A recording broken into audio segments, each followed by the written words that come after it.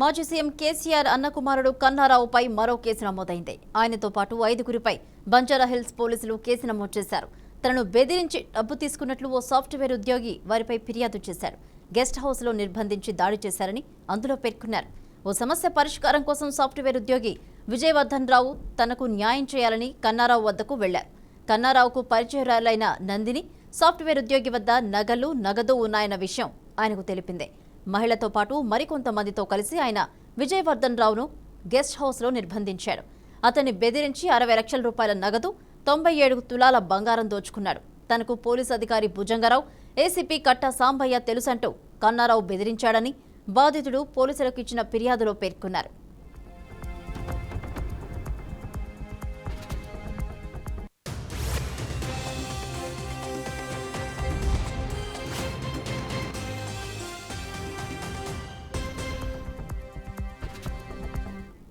కన్నారావు సహా 5గురిపై కేసు నమోదైనట్లు తెలుస్తోంది. తనను బెదిరించి డబ్బు తీసుకున్నట్లు సాఫ్ట్వేర్ ఉద్యోగి ఫిర్యాదు నేపథ్యంలోనే ఇది జరిగిందని తెలుస్తోంది. అయితే మొత్తానికి సమస్య పరిష్కారం కోసం కన్నారావు వద్దకు విజయవర్ధన్ రావు వెళ్లారు. ఈ నేపథ్యంలోనే ఈ గొడవకు దారితీసినట్టు తెలుస్తోంది. ఇదే అంశానికి సంబంధించి మరిన్ని అప్డేట్స్ మా ప్రతినిధి నిఖిత అందిస్తారు. నిఖిత, రైట్ భవాని, ఈ కేసులో చూసుకున్నట్లు గతంలోనే ఆల్రెడీ ఈయనకు సంబంధించి భూ వివాదం కేసు కూడా నమోదై ఉంది. అదే ప్రస్తుతం దర్యాప్తులో ఉంది. మరో కేసు కూడా బయటికి రావడం ఇది సంచలనం సృష్టిస్తుందని చెప్పుకోవాలి. అంతేకాకుండా ఈయన మాజీ సీఎం అయిన కేసీఆర్ వాళ్ళ అన్న కావడం, అతని కుమారుడు అవ్వడం తోటి ఇంకొంత ఈ కేసు పైన ఆసక్తి కూడా కలుగుతుందనే చెప్పుకోవాలి.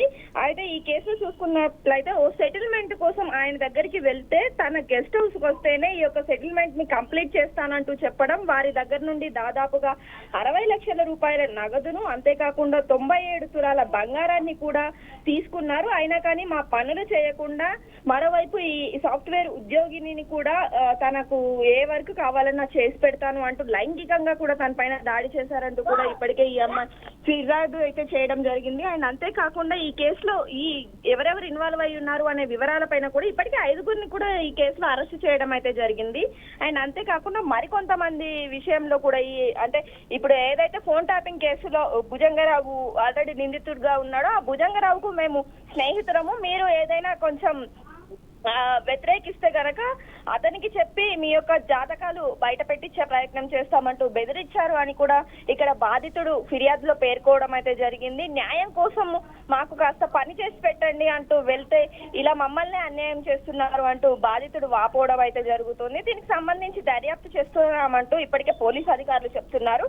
మరి ఆ దర్యాప్తు ఏ విధంగా కొనసాగుతుంది, అసలు పోలీసులు తమకు సహాయం చేస్తారా లేదా అంటూ కూడా కొంతవరకు అనుమానం కూడా వ్యక్తం చేస్తున్న పరిస్థితి అయితే కనిపిస్తుంది. ఇందులో బడాబాబులు ఇన్వాల్వ్ అయి ఉన్నారు కాబట్టి మరోవైపు న్యాయం జరుగుతుందా లేదా అనే విషయం పైన కొంతవరకు డౌట్ ఉన్నప్పటికీ కూడా ఎలాగైనా తమకు న్యాయం జరగాలంటూ కూడా ఇటు కోర్టును అటు పోలీసు అధికారులను ఆశ్రయించిన పరిస్థితి అయితే కనిపిస్తుంది. మరి ఏది ఏమైనప్పటికీ కూడా ఈ కేసులో మరికొంతమంది కీలక వ్యక్తులు అయితే ఇన్వాల్వ్ అయి ఉన్నారనే విషయం అయితే తెలుస్తుంది. ఇది పూర్తి స్థాయిలో ఇటు ఫోన్ ట్యాపింగ్ కు సంబంధించిన పలువురు అధికారులు కూడా ఈ యొక్క కేసులో ఇన్వాల్వ్ అయి ఉన్నారనే స్పష్టం అవుతుంది. వారు ఎవరు ఏంటి అనే వివరాలు మరికొన్ని రోజుల్లో తెలియనున్నాయని అయితే అధికారులు చెప్తున్నారు. Right, thank you Likhita.